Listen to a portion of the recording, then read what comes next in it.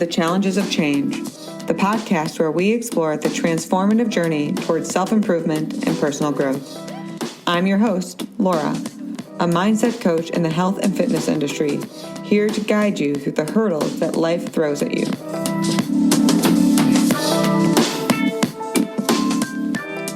In each episode, we'll delve into practical strategies and insightful discussions to help you manage stress, regulate your emotions, upgrade your mindset, and ultimately reclaim your sense of worth. I'm thrilled to have you join me on this journey of change, challenges, and self-discovery.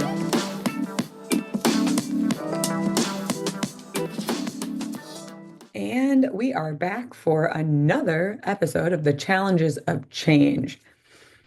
And this is going to be a short and sweet episode, but I think the timing of it is super relevant, not just because it's what all my clients are talking about and friends, but also even things I have to think about in my own life.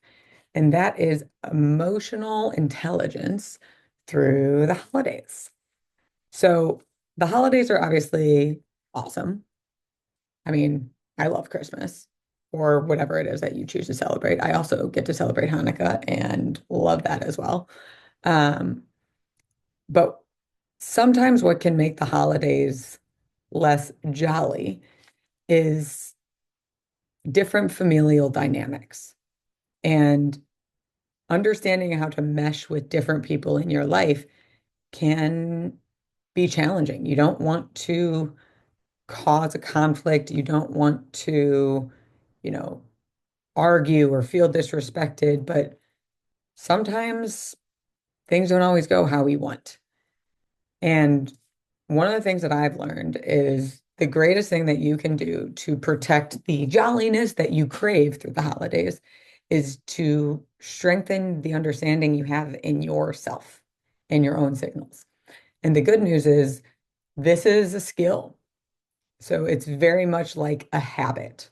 So how habits operate is, we have a cue, we do a thing, and then we get a reward. So I like to use the example of brushing your teeth because hopefully most people do that. You wake up, you feel the icky taste in your mouth, you go brush your teeth, yay, it tastes better. That's the habit, right?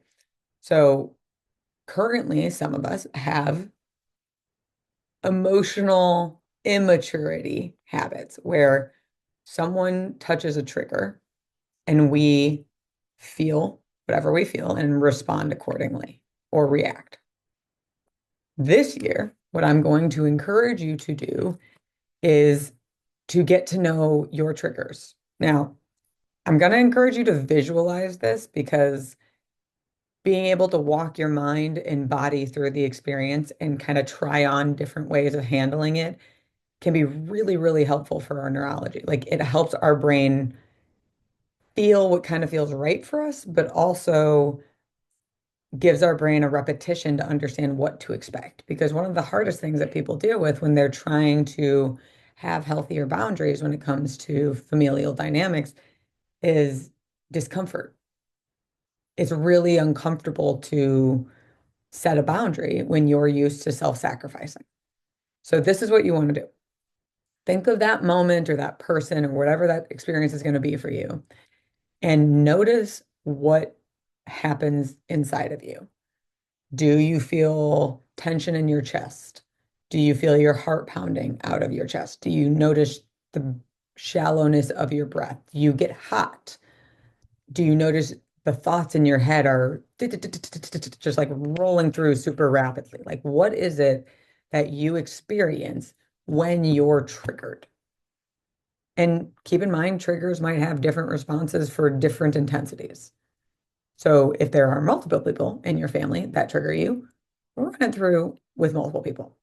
But notice what that trigger is, and then practice soothing your system. Deep breaths, talking to yourself, you're okay. Nothing bad is actually happening. They're allowed to think whatever they need to think. I don't need to defend myself.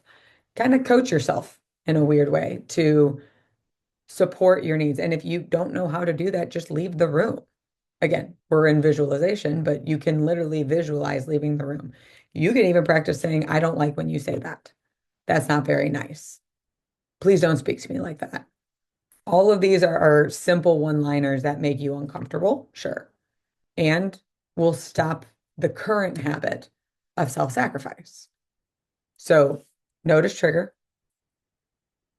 get as clear with yourself as you can about what's happening in your own body, then practice different responses to understand what feels the most respectful for you and honors the values of the person you want to be. It's where people can get kind of caught up is that when we get triggered, our ego's instinct is to kind of hit back to even the score.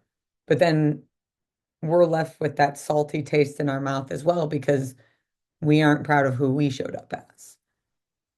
No one can cause a reaction in you but you. If you have a button, if you have a trigger, that is your trigger. It is thus your responsibility. I know that's a very unpopular opinion, and quite frankly, I'm not a huge fan of it either. Doesn't make it less true, though. And at the end of the day, we give people power, and we are the greatest victims of our own lives by giving them that power because we're ultimately saying we don't have the mental fortitude or the mental awareness to choose who we want to be. So we are going to allow you to disturb our peace, to steal our jolliness and joy through the holidays. That's a choice. Now, I'm not over here saying I've been perfect. I definitely have not been.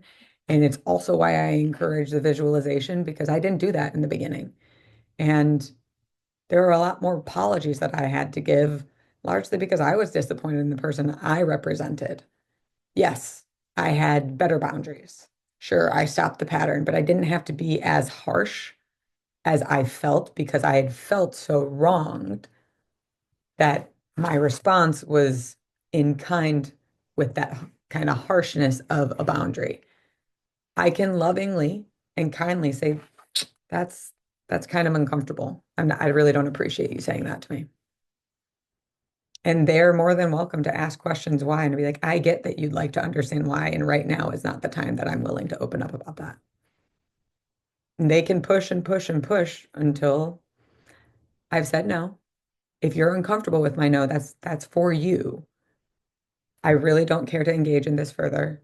So please let it be. And if you don't, then I'm gonna leave this conversation and we're gonna have a bigger issue. And normally they let it lie. But you have to harness your magic, your voice, your way. My way of speaking very candidly isn't for everyone. I'm regularly told I'm too direct. To me, I still think I'm just speaking clearly, but that doesn't mean that's other people's experience of me being too direct isn't also true. That's just their experience. You have to find the magic that is yours. And this is the definition I encourage you to connect with in terms of boundaries. If you're someone who self-sacrifices, there's an important aspect of this. So the definition I like is the space between you and me where I can feel connected to me and connected to you at the same time. Now, if you're someone who has a history of self-sacrificing or putting others' needs ahead of your own, your brain is going to unconsciously try to stay connected to the other party, which means you don't have to focus on that. You have to focus your brain on staying connected to yourself.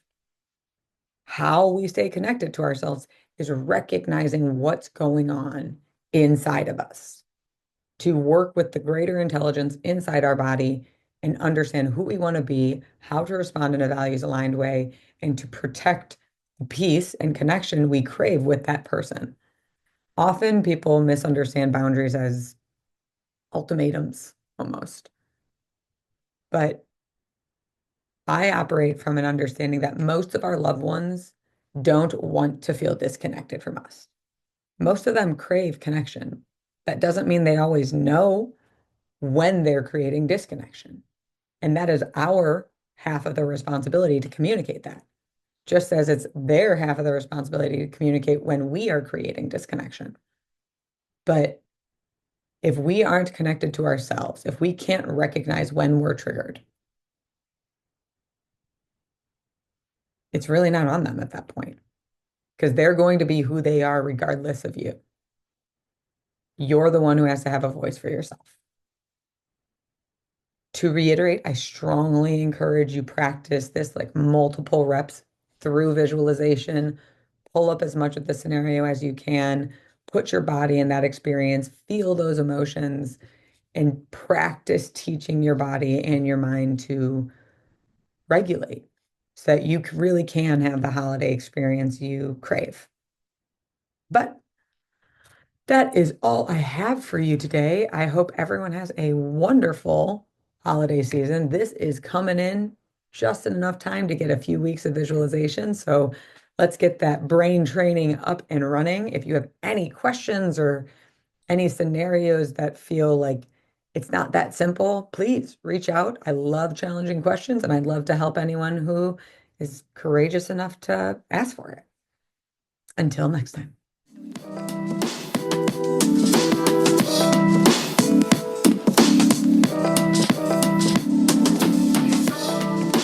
Thank you for joining me on today's episode of The Challenges of Change. If you're ready to stop stressing and reclaim your sense of worth, be sure to visit my website at www.changebychallenge.com. There, you'll find loads of resources, blog posts, and information on how to work with me, Tora, as your personal mindset coach. Remember, if it doesn't challenge you, it won't change you. Don't let burnout or any other obstacle hold you back from living your best life. Take the first steps towards positive transformation today. Thank you again for listening. Stay confident, stay inspired, and embrace the challenges of change. Until next time.